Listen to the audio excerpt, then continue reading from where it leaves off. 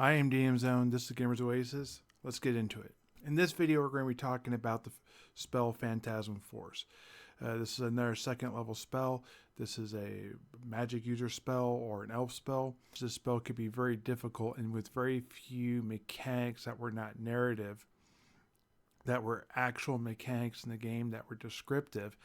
This spell probably be very difficult to understand. So this spell refers to several what might be perceived as mechanics. It has concentration, illusion, touched, living creatures, no limits on duration, damage, real, and it has a 24-inch range.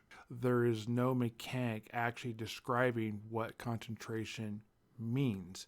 The consistency of what you're trying to do is there, but does it require line of sight? Does it require your mental focus? Can you talk? Can you walk? That, I think, is going to come down to what you and the referee decide at the game table. The only one that is truly a mechanic in the game would be the 24 inches, aka 240 feet, but that's about it. When you get into all these other terms, it's going to have to be something that the referee and the players have decided at the table how this is going to work, preferably before the spell is cast or even thought of. Okay, the spell refers to both real and illusion. So if you fail your save versus the spell, or you haven't tested it yet, is it considered real? Do you think that it's that? If you cast a spell at it and it doesn't hit, like what happens? Do you then get a save? What's touch mean in this aspect?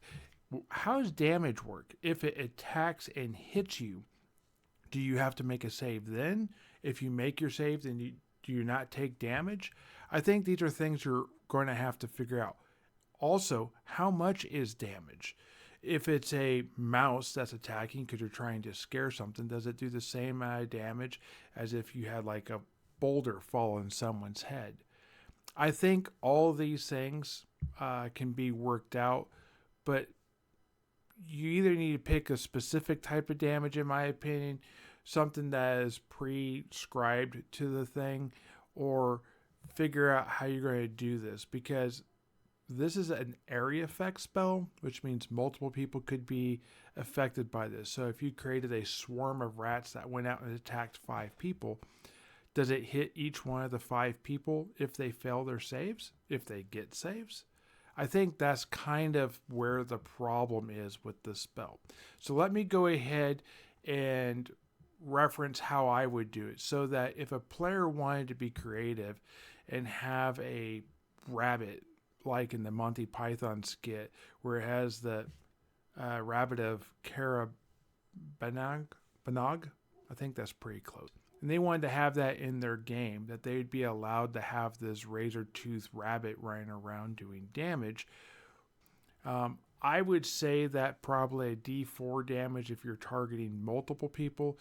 If a person fails, how does that affect everyone else? I would say yes. So for example, if you're underneath the effects of silence, you wouldn't necessarily know that. If you are blinded by darkness or by another spell or some other thing, or you're facing the wrong way potentially, then I would say probably not. If there's a wall between you two, probably not, unless you could hear that this is a fake, this is a spell, this is an illusion, or you have knowledge of this person being able to do this type of stuff, then you probably would get a save. I would say that if they were to do a single target, that would be a D8. I could see something like that being that, but I wouldn't go bigger in a D8. This is a persistent thing. There's no technical duration. People will make their save throws. This will end.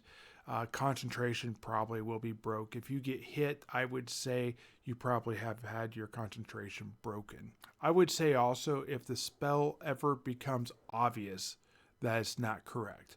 So for example, if you have a fire elemental in water, that's going to break the reality of it and would give people a chance to make a save throw.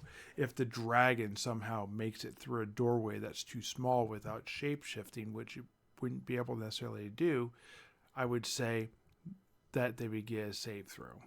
Anyways, did I get this spell right? How would you guys do it differently? Let me know down in the comments what you guys think, and I'll see you guys in the next video. Have a great day.